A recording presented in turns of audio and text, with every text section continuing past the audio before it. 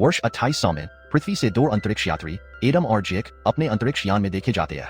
वे एंटारिस नामक एक ग्रह पर उड़ रहे हैं, जिसके बारे में अफवाह है कि वहां मनुष्यों की एक बड़ी बस्ती है। यह पता चलता है कि एक घातक वायरस ने पृथ्वी पर महिलाओं को पूरी तरह से बाय बना दिया, इसलिए 2 अंतरिक्ष यात्री मानवता के लिए एकमात्र उम्मीद बचे है।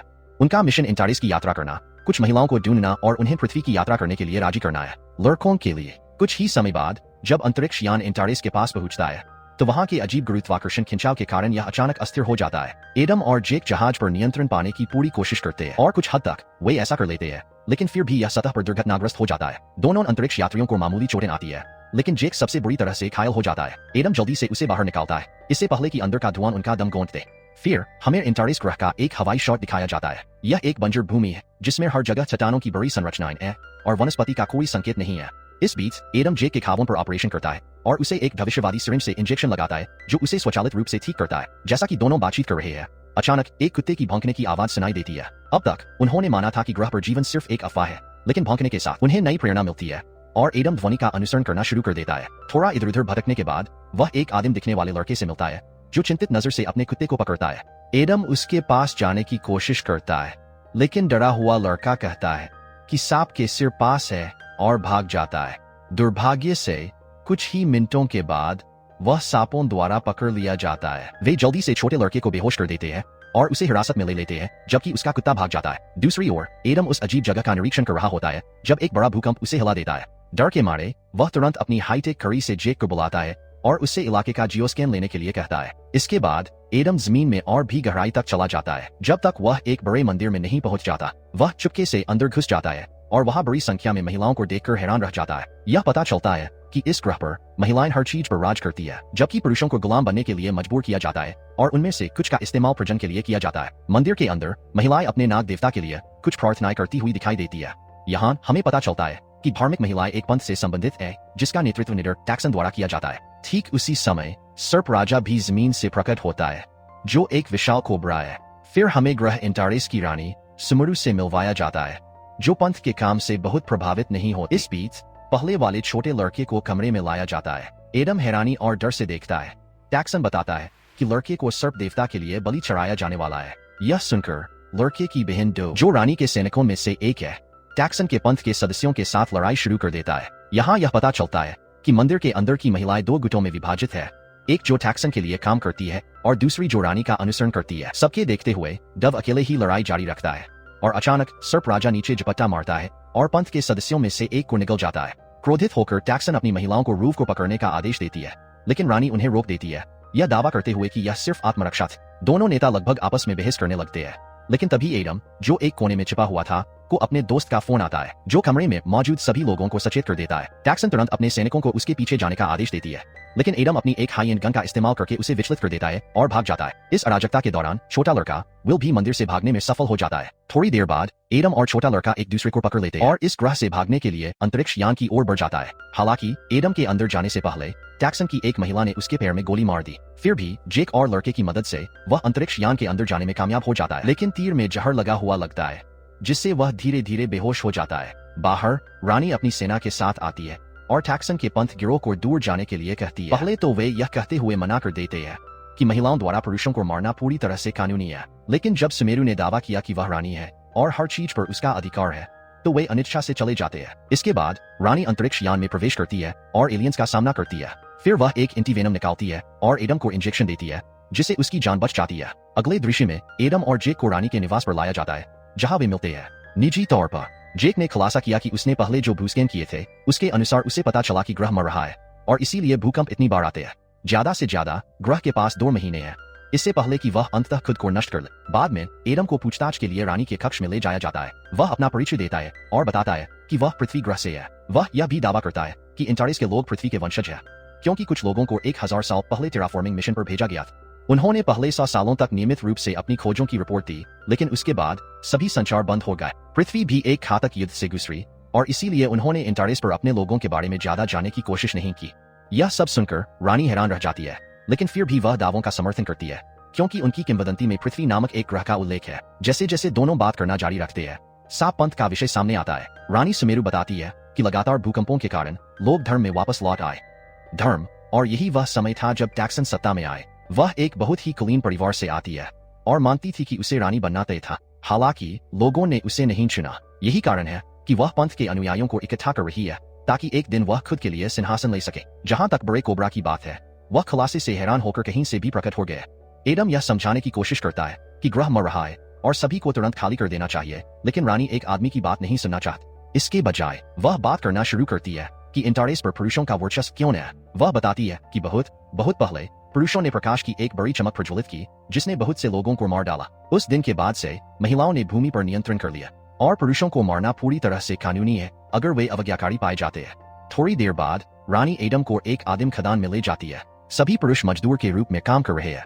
रानी के अनुसार पुरुषों को या तो गुलामों के रूप में, बलि के लिए या कभी कभी प्रजनन के लिए इस्तेमाल किया जाता है। यह दृश्य एडम को घृणास्पद लगता है, लेकिन जब वह अपने विचारों को बोलने की कोशिश करता है तो उसे पीटा जाता है और ले जाया जाता है। दुर्भाग्य से जब गार्ड उसे रानी के निवास पर वापस ले जा रहे होते हैं तो उन पर टैक्सन के गिरोह द्वारा हमला किया जाता है। कुख्यात पंथ के सदस्य रानी के सभी गार्डों को मार देते हैं और एडम को पकड़ लेते हैं। दुख की बात है कि हताहतों में डव भी शामिल है। जैसे ही वह अपनी आखिरी सांस लेती है, उसका भाई विल उसकी मदद करने के लिए आता है, लेकिन तब तक बहुत देर हो चुकी होती है। इस बीच एडम को टैक्सन के कक्षों में लाया जाता है, जहां सर्प रानी उसे उनके कारण में शामिल होने के लिए कहती है। वह उसे अपनी टीम में शामिल करने के लिए उसे जोश से चूमती भी है। हालांकि एडम, वह बुद्धिमान व्यक्ति होने के नाते, सीधे मना कर देता है। मैं एक अंतरिक्ष यात्री हूँ, महिला, एक मूर्ख नहीं। इससे दोनों के बीच कहासुनी हो जाती है। लेकिन इससे पहले कि एडम को चोट लगे, रानी जेक और विल गार्ड के वेश में उसे बचाने आते हैं। टैक्सन वापस लड़ने की कोशिश करता है, लेकिन रानी जाने से पहले एक ही मुक्का मारकर उसे बेहोश कर देती है। सुरंगों से बाहर निकलते समय अंतरिक्ष यात्री ग्रह की स्थिति पर चर्चा करते हैं और जेक बताता है कि उनके पास पहले की तुलना में कम समय है। उसकी हाल की गणनाओं के अनुसार एंटारेस कुछ ही दिनों में फट सकता है। रानी उनकी बातचीत सुन लेती है और अपना लॉकेट निकालती है, जिसमें एक विशेष प्रकार का तत्व होता है। यह पता चलता है कि तत्व बर्नजोन नामक स्थान से निकाला जाता है। यह वही स्थान है जहां 1000 साल पहले पृथ्वी से अंतरिक्ष यान उतरा था। रानी भी उनकी मदद करने के लिए सहमत हो जाती है और साथ मिलकर वे जले हुए क्षेत्र की ओर बढ़ना शुरू कर देते हैं। रास्ते में वे टैक्सन के कई गुंडों से बचते हैं और कुछ लोगों को भी मुक्त कराने में सफल रहे जो गुलामों के रूप में बंद थे। एक बार जब वे आखिरकार बाहर पहुंचते हैं तो रानी सुमेरु अंतरिक्ष यात्रियों को बताती है कि उन्हें अभी भी कई किलोमीटर की यात्रा करनी है, क्योंकि बर्नजोन एक बड़ी पहाड़ी के पीछे स्थित है। चुनौतियों के बावजूद और सर्प समूह उनके पीछे पर आया, जेक और एडम अपनी यात्रा जारी रखने का फैसला करते हैं।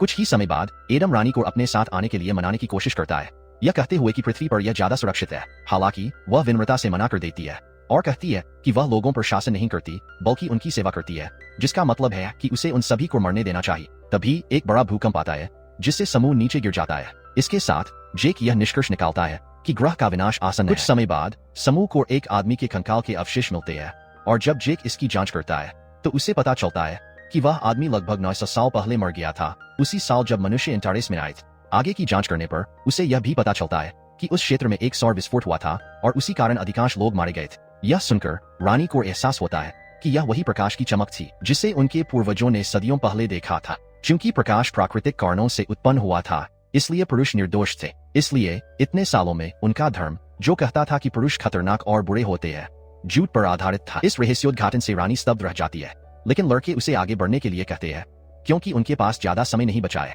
अगले दृश्य में समूह अंततः बर्नजोन के बाहर पहुंचता है, जो एक विशाल अंतरिक्ष गुंबद जैसा प्रतीत होता है। जेक और लिटिल विल कंट्रोल रूम से इंजन को फिर से चालू करने की कोशिश करते हैं, जबकि एडम और रानी वहां से नियंत्रण करने के लिए दूसरे कमरे में जाते हैं। काफी संघर्ष के बाद अंतरिक्ष यात्री इंजन को फिर से चालू करने में कामयाब हो जाते हैं, लेकिन दुर्भाग्य से टैक्सन और उसके गुंडे भी आ जाते हैं। दोनों पक्षों के बीच एक घातक युद्ध होता है, लेकिन एडम हाई एंड गैजेट्स के साथ अधिकांश बुरी महिलाओं को उड़ाने में कामयाब हो जाता है। अब केवल टैक्सन ही बची है, लेकिन वह रानी को एक निष्पक्ष आमने सामने की लड़ाई के लिए चुनौती देती है, जिसके लिए बाद वाली सहमत हो जाती है। पहले तो दोनों बराबरी का मुकाबला करते हैं, लेकिन जल्द ही अपने प्रभावशाली युद्ध तकनीकों का उपयोग करके रानी ऊपरी हाथ हासिल कर लेती है, यह महसूस करते हुए कि वह हारने वाली है।